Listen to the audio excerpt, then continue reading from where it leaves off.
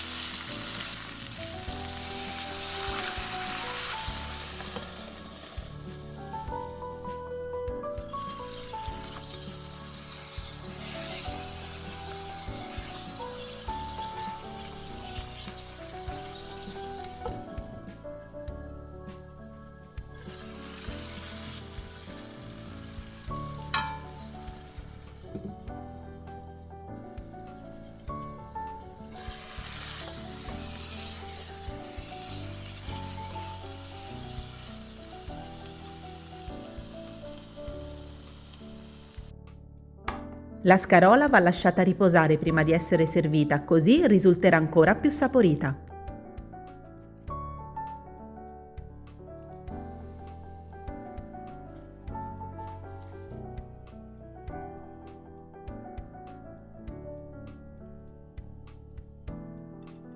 Fatemi sapere nei commenti se anche voi la cucinate così o se la proverete.